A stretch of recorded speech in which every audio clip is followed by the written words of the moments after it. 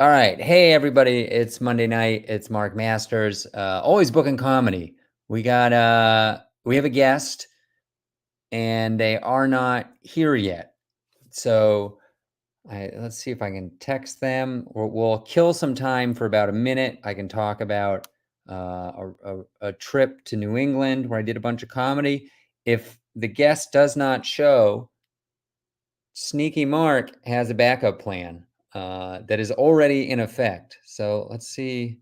I don't know if I have this person's cell phone. I do not. So I will email them real quick. Very exciting content here. I think there is a way.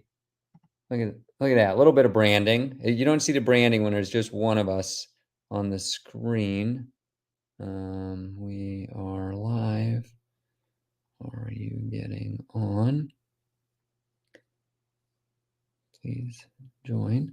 They did confirm by email a couple hours ago, so hopefully we'll give them one more minute. I'll tell a story. I'll tell a story about I did a show, and somebody on the way to this show, somebody asked me, why do you want to perform tonight? Which seems like a weird question. It was a non-comedy person.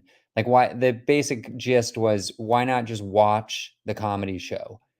And why would you want to perform? And I was trying to explain that, well, it's good to get reps in, and maybe you work in a new joke, which I did recently. I've got a new joke on like a chunk that's like 2 years. It hasn't changed in like 2 years. And I tried the new joke at a show and went great. So it was very exciting. So I was all like amped up on that experience and just having a great kind of drop in experience. And I was explaining that maybe I'll get on the show, maybe I won't. And so I was really advocating for, getting stage time. Well, little did I know that I would get stage time and I would mostly regret it. it was I kind of bombed. Did not do very well. It was a tough room, tough lighting, tough sound situation. Oop, I got an email. Let's see what's happening. Oh, jeez. Hold on a second. They can't find the link. Let's send it. All right. So hopefully they're on any second now. Anyways, also it was at a cigar bar, so people were smoking.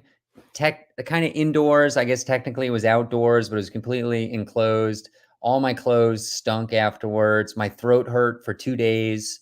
It was, honestly, I would, if I could do it over, I would not have taken the short guest spot. It didn't pay anything. I don't think sometimes you want to represent yourself well in front of other comedians because maybe they'll think you're funny and book you again in the future.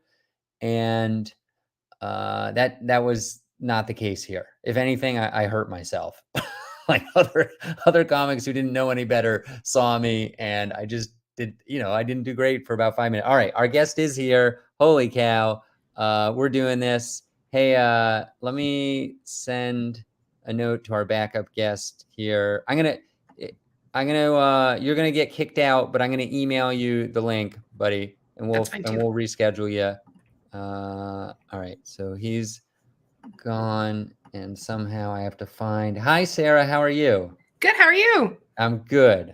We're live right now. I'm just gonna send this over YouTube link. We're doing it all. Everybody who's watching, here we go.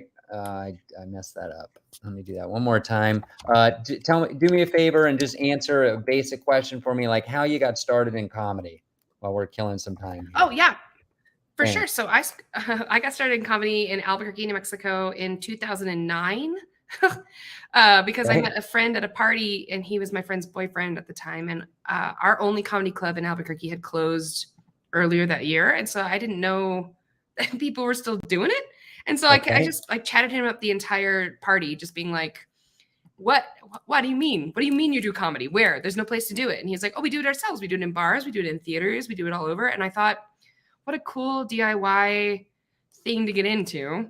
Yeah. And so then, what was the year? I missed that because I was typing. 2009.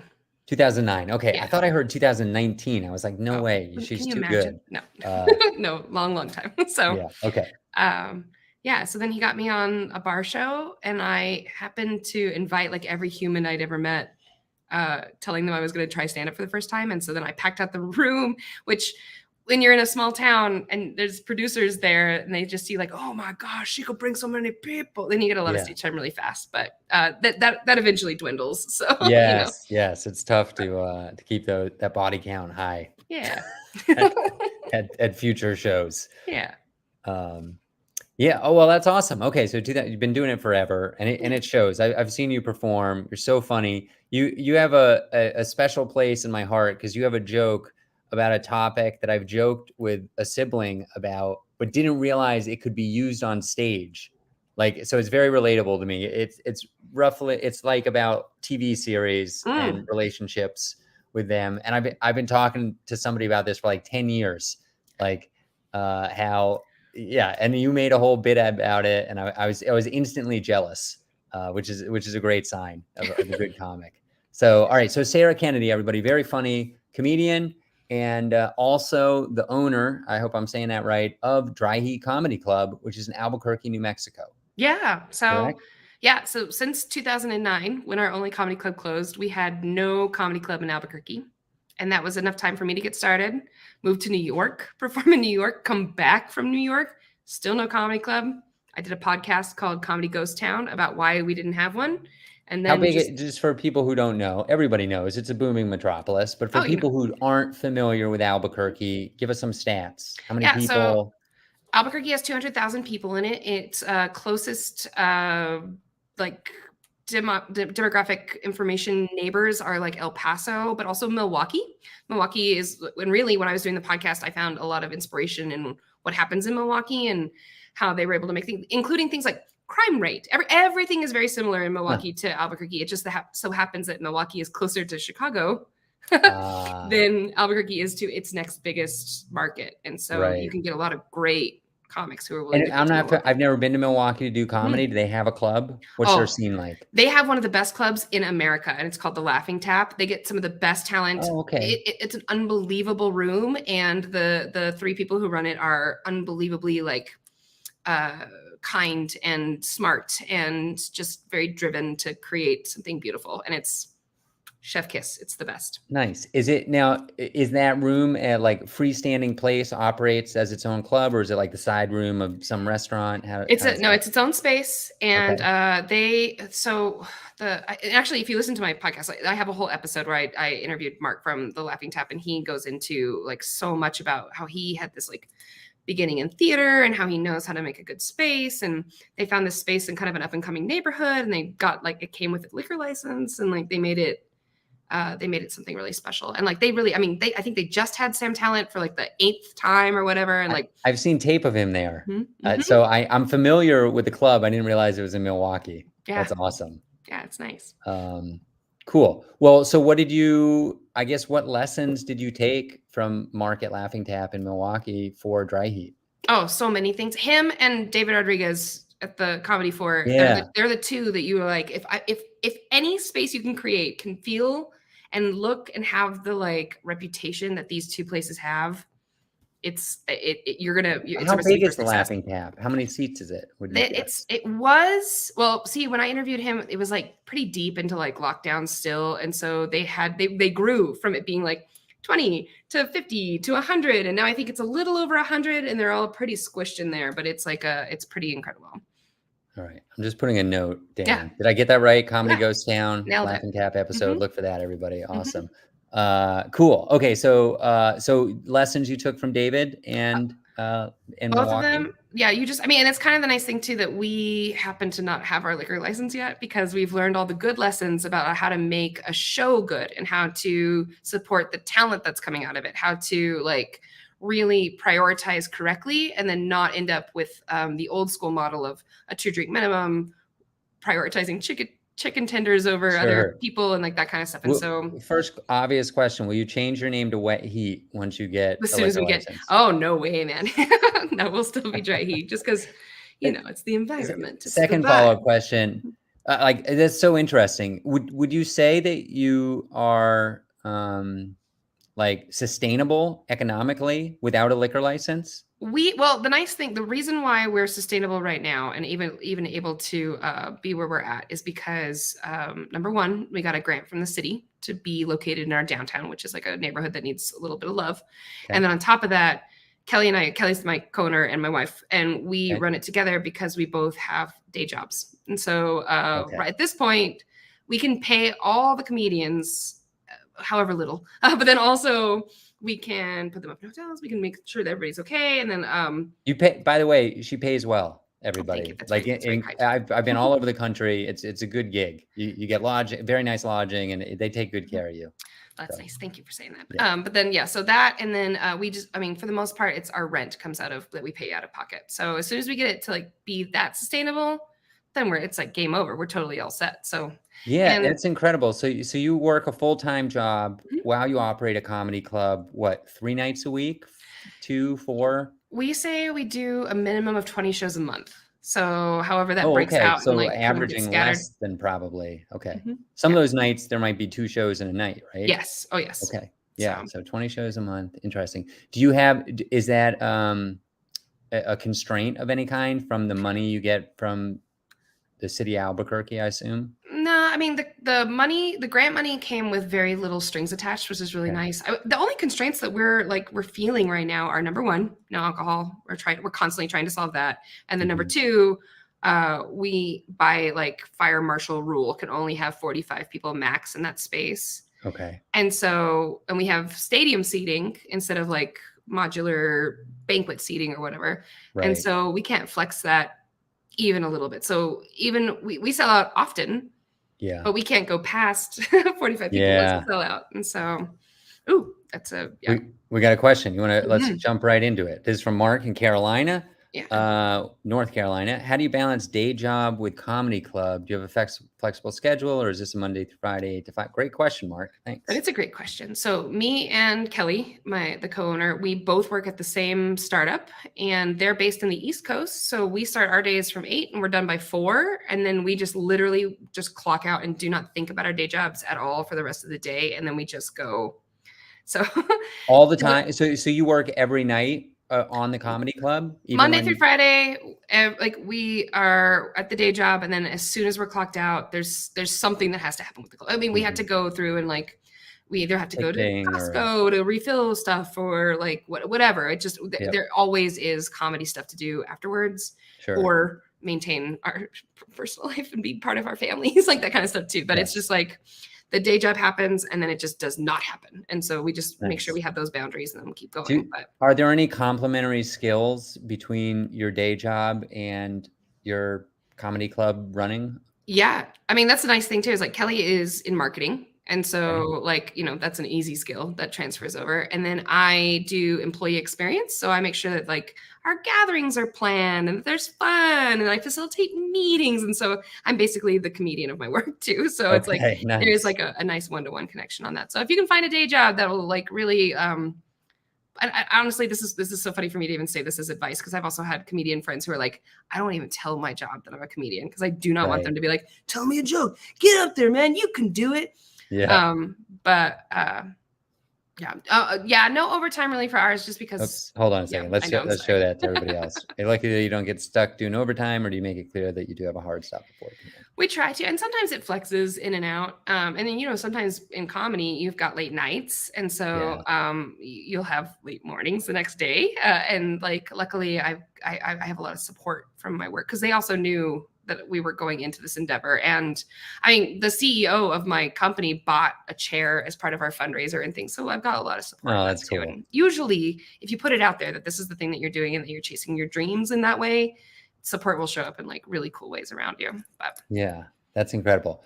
I'm very curious about the liquor license. So I know you've been in yes. operation more than a year, Mhm, mhm. without a liquor license. Incredible. Very unusual. Do you know of Very. other comedy clubs that do not, like, maybe in Utah? Like, they're Maybe. I mean, I literally don't, and through my research, I was trying to find some spaces that are maybe even like sober spaces or just theaters or something like that, and I sure. couldn't find any of the other ones that did this. But I mean, our downtown's very walkable, and so we have a Yes. partnership to go pregame and postgame, and so Mhm. like people can go and get a discount, come and leave. Yep. And then there's also I'm not going to call it a loophole because it definitely is part of the law, but there is a cool thing where like a brewery can donate alcohol like as a tasting. And as long as you've got Okay. a licensed server, you can basically give everybody a sample, which is a Mm, full beer for free at a show. And so a lot of times we'll do that where it's like you can just free beer. Actually, you know what? You don't even have to pay for a beer. Just come on down and right. you get a free beer, come to the comedy show, and that makes it pretty nice too. That's So, awesome. I've definitely heard of clubs, like, kinda like pop-up clubs mhm. doing something like that, Like don't tell, all and the I don't tells. during the Mhm. comedy festival, we have, like, 8 different venues that is Vail Comedy Festival, that's Mhm. every Memorial Day Oh, weekend, by the yeah. way. Come out and visit everybody, vailcomedyfestival.com. We have venues that don't have booze, and, Mhm. people are always concerned about it, and I was concerned about it going in, but it turns out it's not a big deal. Comedy show is like 90 minutes. So Mhm. you load up, you pregame, you load up, you come to the show, and we've had some hilarious experiences where people just like I actually shouldn't say them on tape, but let's just let's just say it's not so bad. Not having access to alcohol, the shows still can be fun. So boy, that's fascinating. So what? Let's see. What's something that David or the team at Laughing Tap taught you that you're so lucky you knew going in? Like something that saved you time or money or effort or headache. Um, the Laughing Tap is so nice because like their nonverbals are very clear. Like everything the way that they seat, the way that they light their stage, it is dark in the crowd, light on stage. And that's always like you just want people to kind of like I mean, you don't want them to act like they're just watching a movie because that's not they have a role that they have to play. But you have to like make everything just melt away around them so that they're focused on what's going on stage. And then like that connection that you build with them just happens kind of organically. And the fort does that too. Like and I've watched the fort go from like banquet style seating to like church chairs or like whatever. And they still do the same thing where it's like everything is just pointed in the right way and the liquor sales or whatever happen quietly or like Yeah, you want a passively. minimum of distractions. You wanna Hmm. focus people on the stage, and Hmm. especially when if there is alcohol involved, drunk people can sometimes get distracted very easily, so it's like a Easily. moth to a flame. If there's a Hmm. bright spotlight and nothing else is lit, they'll pay attention to it. Yeah, so that part of it is just that stuff has like paid itself off in like spades, so we got that no problem. But then like uh making sure that it's not just a space where only shows happen, but it's also a space where we have workshops. And when people come in from out of town, they like are willing to like vouch for the people in town. Because again, we're 4 hours in every direction from the even remotely closest, biggest like 4 hours north is Trinidad. Like that would be the closest place that you could go to do a comedy show up north in 4 hours. Then you got like Amarillo this way, Tucson one way, and then El Paso the other way. And like, so we have to kind of bring people in, like you, Mark, or like people that could be able to vouch for our people and say that like these people are really driven, they're very funny, they're clever and smart and good, and like please book them. Yeah. And that's exactly what David does at the fort too. Like he brings in smart, cool people because he knows he wants to be in Fort Collins with his family. And so if he can't be out on the road, he's going to bring the road to him. And Yeah. so just making sure that that's the focus is like a Do you so that's a good segue. First, let me shout out to Kelly, who yeah. incredible, so much help, during the shows. Mhm. Just adding in that, it's a lot to juggle, but having a love for it, a passion for it really helps. Mhm. So, very cool. What was I gonna say? Oh, yeah, yeah. So do you miss New York City is the gist of this question. Like, do you feel like you've recreated New York City or yeah, exactly. I was guessing that was in Albuquerque. No. Yeah, it's so interesting because Kelly and I talk about this a lot too. It's like when I'm here, I want to be there. And when I'm there, I want to be here. And if there was a way that I could be in both places at all times, I would love nothing more.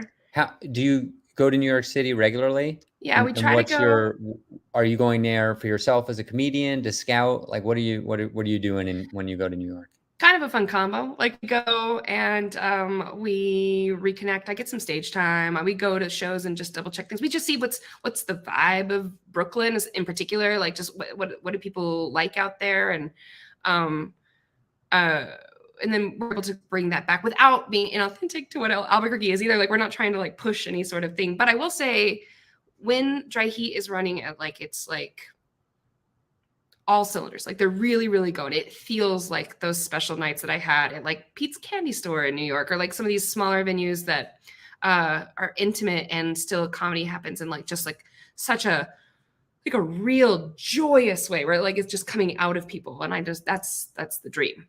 Yeah.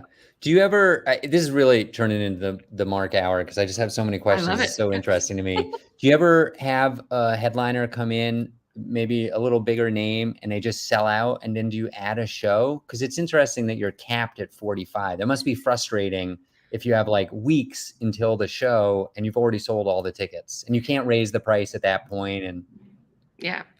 Yeah, we do that sometimes. You know, Shang Wang is an amazing I've been comedian. trying to book him for Oh, years. You got Shang Wang? yeah, he has family here in Albuquerque, and so Oh, he'll I come love through. it.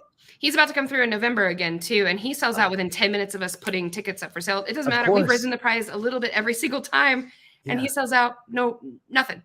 And Yeah. like it is one of those times where it's like, I wish we could just give you like a stadium. I wish so badly. Like Yeah. you can have it. I want to be able to flex it the way that you can flex Caroline's, which is no longer open. Have But you you, ever thought about like partnering with a hotel and like renting some space and making like, dry heat annex that's like 150 seater for those special occasions? Or have you done that? yeah, a little bit. I will tell you. Do you know Billy Anderson, who does like the Gateway Show or like whatever? So he's constantly on the lookout throughout the entire country while he's on tour for a fantastic 150 seater, and Okay. it's next to impossible to find one in the whole country that also has alcohol, that also is like really set up, unless it is a comedy club proper or something like that. And so Yeah, I there's a bunch of 100-seat spots sure. which we look into, and we do have like basic relationships with them, and we can make it work. But man, even if we had like if it could look the same way that dry heat looks, where it's like 45 people really up close, but could flex to like right at 100 or 120, Yeah. Have you it been would to be Cheaper Than Therapy in San Francisco? no.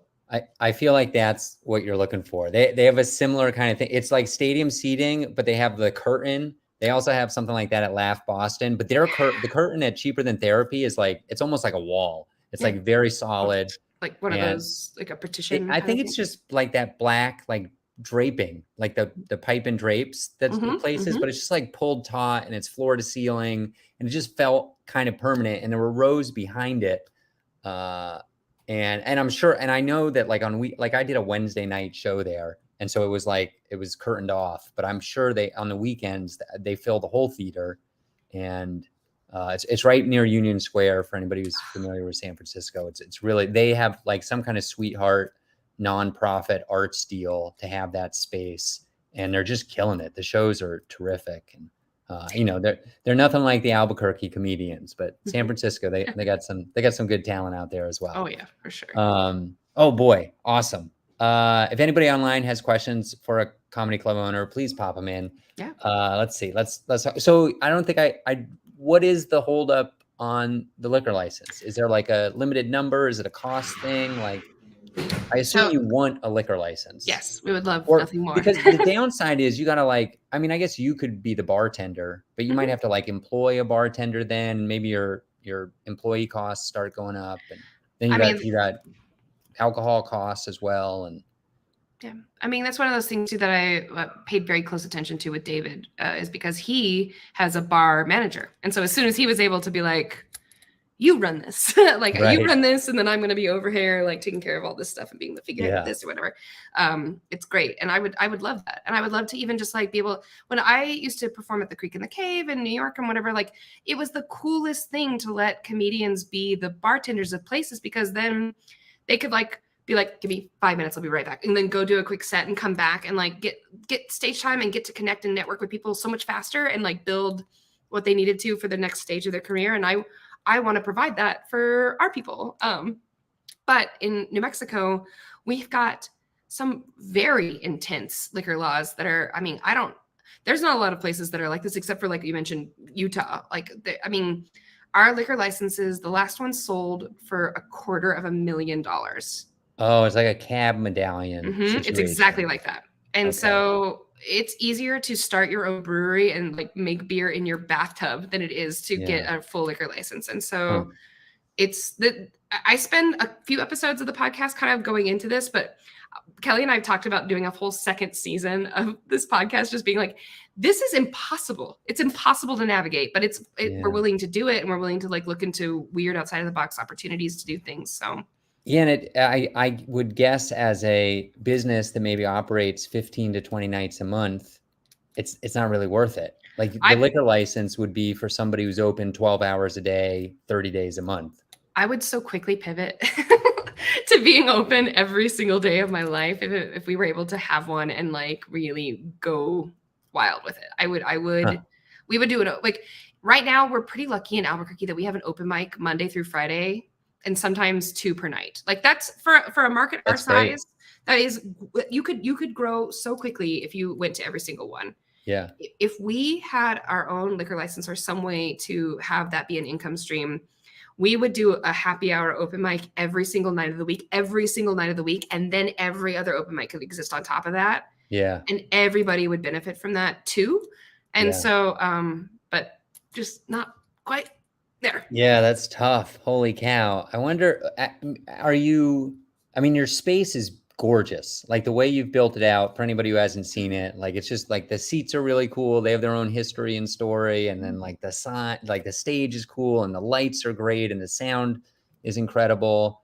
Like when you go, like some clubs are like, it feels like the wheels are about to fall off and at any given moment, but you guys are like, it's just like so there's precision in the way you guys operate everything.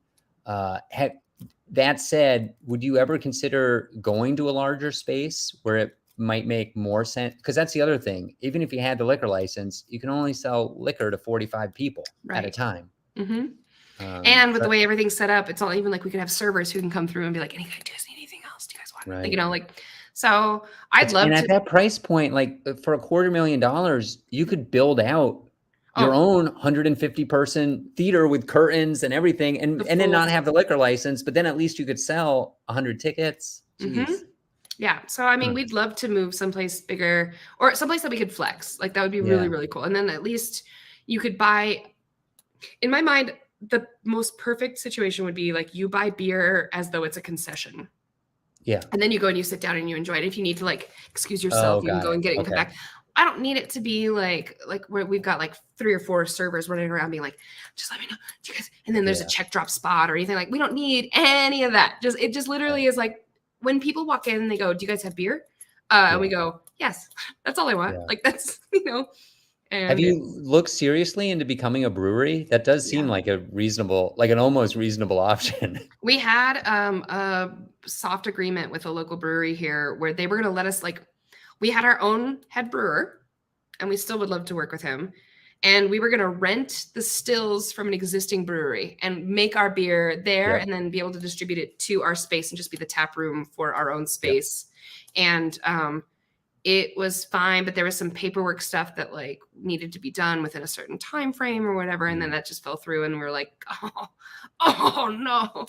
And Boy. so, like, I mean, this is what we're doing right now is what I do at every party I ever go to, where people go, like, why don't you have alcohol? And then I go, well, it's Right. well, and Yeah. then like, Well, that's a good segue into other topics. Tell us, like, what's the craziest thing that's happened in a year plus you're running the club? we've had some really amazing moments where, like, even like like crowd worky stuff that you would hope you'd record and be able to like put up on your reels or whatever that's like taken place. We did have like one really scary night. It was the weekend of St. Patrick's Day, and everybody's drinking. They're pre-gaming a little bit harder than they normally do. And they're showing up, and we had a Taiwanese Canadian performer named Ed Hill, who's incredible, and he was in the middle of a set, and some guy just started screaming racist stuff. Like came in off the street, tilted his head in, just started screaming racist stuff. And Kelly was working the box office, and she literally physically grabbed him by the shirt and threw him like cartoons where it's like, woo! Like threw him out. And then we had to like deal with him trying to come back in and like all kinds of stuff too. But that was, and the entire crowd. Oh, so I've told a joke about this before on stage too, but it was like, the crowd was so upset that happened. And he was so upset that it happened that he just kept being like, I'm so sorry. I'm so sorry. The comedian, it was, I'm so sorry, I'm so sorry. And then the crowd kept being like, we're so sorry, we're so Aw. sorry. This is not what, and so it was like the opposite of comedy, where instead of like getting laughs or telling jokes, it was just apologizing back and forth.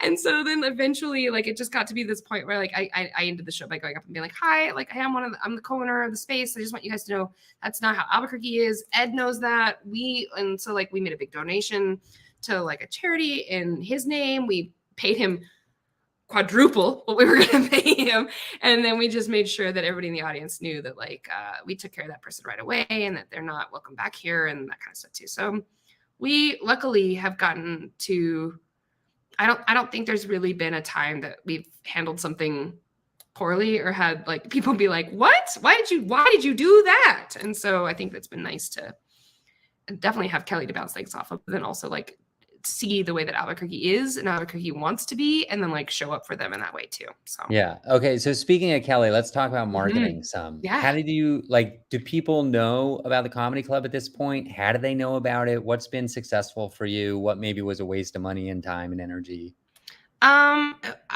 We don't waste any money because we don't have any money to waste, but we do, there's some times where we waste some energy and we waste some time. But I will say the greatest thing that we have done at all in the entire existence of us being there is that we have partnered with our tourism department, and like they've got this whole sect called Visit Albuquerque, and they've got an Instagram that is wildly successful. I mean, they get like tens of thousands of interactions on everything they post. Huh. And they also make us part of their like directory for people who come in. We can also be a space that people rent for meetings. We also are showcased at the airport when people come in, and like it was $300 to be a partner with them. Cool. It's like a Rotary, not a Rotary Club, like Chamber of Commerce type kind of, thing. yeah. And so like, but joining that, it was the best $300 I've spent in my entire life. And I just said that to Kelly this week. I was like,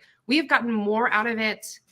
We've gotten more followers from their content that they've included us in on. We've gotten more opportunities to connect with other people in our community, because at the core of what we're doing, all we want to do is just build up Albuquerque, build up the artists that are here, and just like utilize what we have to like make everything cooler and better downtown. So this is like just an easy, that was an easy one to. Yeah, I will throw out for any comedy fans out there, Albuquerque is a surprisingly cool city. So go, like, it's beautiful, it's fun.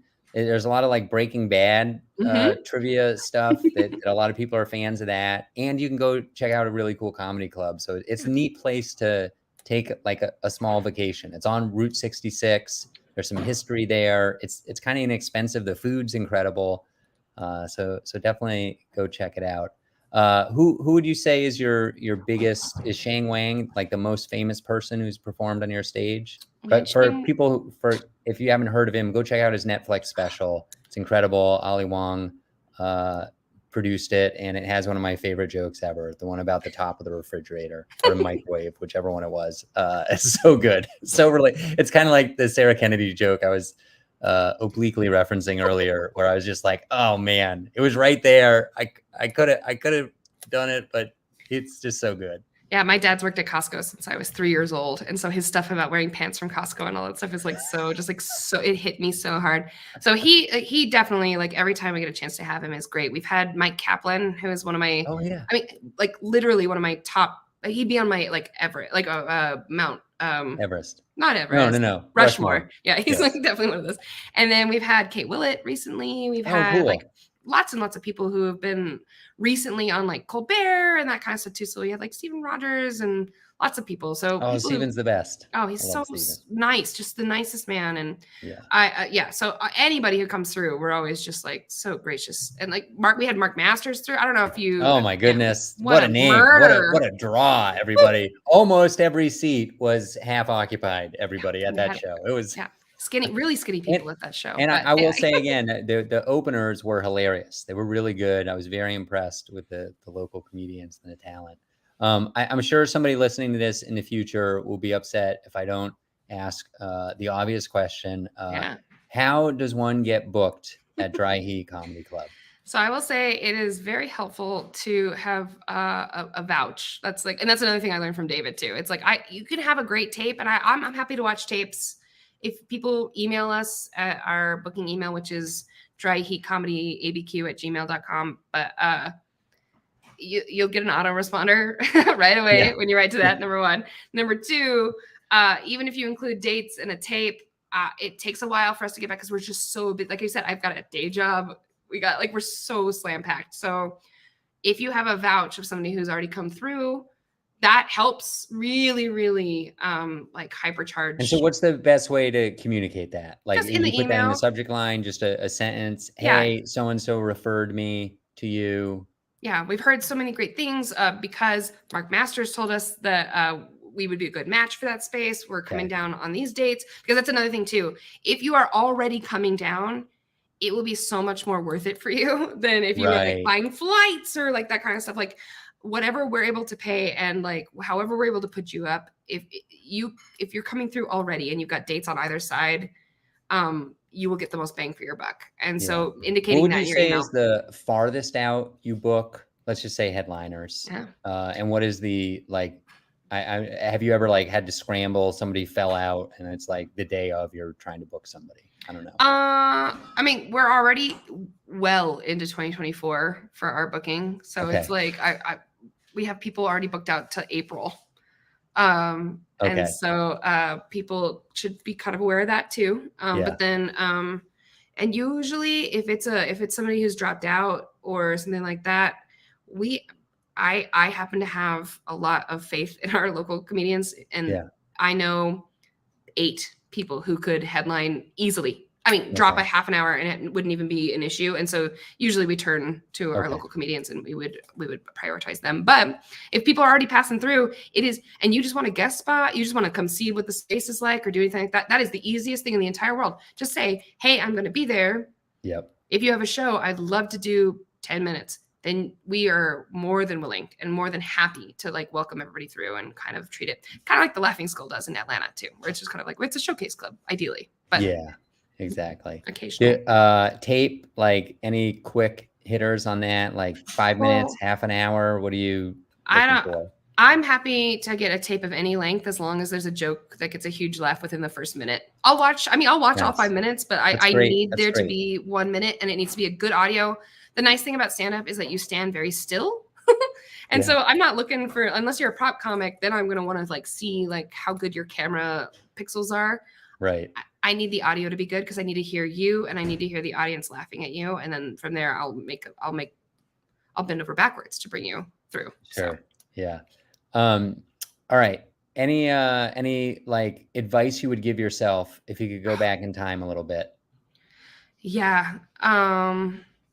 If I could go back out and start brand new, I would say you should go on the road as much. I mean, this is the same advice that Sam Talent gives too. Like if you are young enough, you should be on the road sleeping on couches as much as humanly possible so that you can have a network of people so far and wide that it doesn't matter who blows up, you already know them and they'll help you out too. Or they'll turn into Nice. being a weird comedy club owner with their wife and then make sure that you get your time or whatever. And so like, and then also you end up getting with these skills like knowing how to run StreamYard and knowing how to like do a podcast and knowing all these other things too that can then get you as far as you want to go in comedy as possible. Like that's Yeah, if I could bounce off that, if anybody's listening to this for advice, I would say that mentality, the two last things that Sarah said are related. Like getting booked is partly offering yourself up for low cost is really was the subtext of her saying, if you're coming through anyways and you want a guest spot and you have a free place to stay already, like it's easy to get booked. It's hard. There's not a lot of money going around, period. So you're not gonna, pay your mortgage necessarily with a weekend at a small club. But if you can make it easy for the club to accommodate you, and that's the same thing with when you're driving across the country and you're sleeping in your car and you're keeping your costs low. It's all related. If you really have a passion for it and you're willing to take some lumps here or there, you can get some amazing stage time. And I will also say, just to kind of like make it as contemporary as possible, we have a space in our club where you can put your phone and record yourself. And so if you just need a reel, like you can get a reel very quickly with like brand new material that you just thought of that day while you were driving. And with a crowd as small as ours, it still sounds very boisterous in the laughter. And there's also lots of opportunities for crowd work. If you kind of are looking in that way, where it's like, I'm not to make this gauche, because I think that comedy is like one of my favorite crafts and one of my favorite art forms in the entire world. But if you need the content, you can make the content by just like showing up and being places and then turning that into the online stuff that would hopefully like ratchet you up. Yes. Yeah. Leverage you up. Lever Mhm. you up. That reminds me about technology. You were so sophisticated at your club. Is there anything that how have you evolved the like technology would be like cameras, lighting, sound, maybe you guys have a video screen. Like it's a very modern experience, I would say. Like what has the evolution been like? What would you like to improve next if you had a blank check? Uh So before we started, I have a show that I turn comedians' jokes into AI art, and I've done it like at the Chief Festival in Trinidad, and like all this kind of stuff. Like it's one of my favorite things. They're talking, I'm just turning it into like pitches that I give to the AI robot. And I knew I wanted to do the show. I did it in festivals. I wanted to do it in Albuquerque. And I found that there were no venues that had a projector screen, which seemed like such a simple, small thing. And so that was like the number one thing that I was like, oh, we could do a million things. We could do PowerPoint shows. We tried this one show one time that was called Comedy from Everywhere, where I just projected a location behind the comedian and they could just kind of riff on the room yeah. and then go into the regular jokes. But it was like, well, you know what? Now you work at the Krusty Krab, or now you're in the like, whatever it is, and like you could just kind of rotate through. So that one has been my favorite little toy to kind of mess with and kind of be creative with. We have the little shelf where you can put your phone, and it's not even like a tech thing. It literally is just a shelf on our very back Yeah. wall, center stage, and you can put your phone in it and it'll record your set, camera, like front facing camera, go for it. And we've had great comedians do, like Suba Agarwal just did like a weekend, and she taped one of her, and she has a good reel that's getting good numbers. But if I had a blank check, I would want to have a 3-camera setup with like both a mic on top of the audience and a mic right over the stage, but we would also pull from the soundboard. Yep. And people would get you could ideally very easily record a special in our space, and that would be the way the Creek and the Cave used to do it in New York too. Like they would really just like turn it on, get it going, you got it. So yeah, if you did that, would you charge the comics for their tape? And it depends. I think what we do, I don't want to. I never really want to charge people for tapes. I mean, when in New York, it was like one of those things where it's like if you got a guy to come out and tape your set, like pay him $30, and that's like a nice way to be like thank you. So maybe something like that. But I think it's really honestly better if you're able to just be like, I like that. Can I get that footage? And then, I mean, you can pick and choose on that. There are people, who are having a bad year and they need the tape. But I think it's reasonable. Like if you invest that money into that technology, and it's not free for you to chop up that tape and merge the audio sources, et cetera. You gotta, put some resistance so that people aren't just asking for tape all the time. And it's chewing into your available time to market the club and book the club and write material and all that stuff. Yeah. I mean, it is definitely a balance, but if anything we're able to do, I want to make sure that all the comics here have everything. I mean, that's the thing too. Like when you ask me like, what advice would you give yourself? I don't want to give myself advice. I want to give myself every tool in my toolbox that would have let me go to New York and just like hit the ground running with people whose parents were in the industry or people who have a gazillion dollars or whatever. And that happens when you have a good tape, you know how to host, headline, fill in, how like do crowd work. And so like having all that and showing up and just being like a jack of all trades is like, I want that for every comedian in Albuquerque. Yeah, I'd say the biggest takeaway from visiting your club and knowing some of the comics in Santa Fe and Albuquerque and this conversation is how invested you are in the scene of Albuquerque comedy. It's like you're not just there to sell comedy tickets. You're trying to lift everybody up. Has anybody moved or has plans to move to a bigger scene? So I think so. It was so funny too because when Steve Rogers came through and he was like, "Oh my god, if the first place that I started doing comedy offered all of this stuff to me, I probably would never move. Why would I move? I've got everything I need right here." And I was like, "Oh, don't say that." But also like that makes sense. We've had some comedians who are now like much more road dogs than they were before because they know that they've got like some stable stuff back at home. And so like Joshua Fournier, who's one of the funniest comics I've ever seen, murders on the road and has gotten to open for like Dave Attell and like everything. He's just like working his way like up, and having that alone is like has been really cool to see in the last couple of years. So That's awesome. All right, we got to wrap this up. I yeah. do have one like kind of show running question. Mhm. Can we talk about ticketing a little bit? I know Yes, you use Eventbrite. we I think did. you're probably aware that Eventbrite's costs have gone through the roof. Mhm. Like, what are you thinking as an industry person about tickets? So we actually just switched because Oh, when we first opened, we used a different ticketing thing anyway. And then Eventbrite at the time had so many integrations and so many things that worked with our tech stack that we were like, this is great. It works with our MailChimp. It works with everything else that we do. One of our local papers used it to populate their calendar and it would show up in the paper. It was like the easiest way to just be like, well, we'll just make the event and then we've got all this stuff taken care of. Then slowly but surely that stopped. Then it started being costing more, then like everything, and then you can see it ripple through every comedian producer being like, why does Eventbrite suck so much right now? And the original ticketing company that we were using was founded here in New Mexico, and it's called Hold My Ticket. And even just their customer fees are less than Eventbrite's customer fees, but then they don't charge you the cash out fee that you normally see with Eventbrite. And then they don't do the monthly charge, and they don't do the other stuff. Like, and so it ended up being like an easy switch back for us because we still already had our account. And so nice. we just wrote an email to all of our people on our email list being like, hey, we're doing this and we're doing this for you. It's important for you to know. And then we've just kind of like not even skipped a beat. But Hold My Ticket works everywhere and people can use it. It's nice that it started here in New Mexico because people use it for event discovery. Sure. And so like when you look at it, it's as close as we have to like a comprehensive local calendar. That's And so awesome. Are there any features that you miss from Eventbrite, which is a behemoth? They've been doing it forever. They got a lot of stuff. I miss being able to, I like being able to give promo codes across our whole account. Like that was one of those Mm, things where it's like you could do it and like it made gift cards very easy. Like we had a gift card integration that just basically made a special uh, promo code that you could use for any event.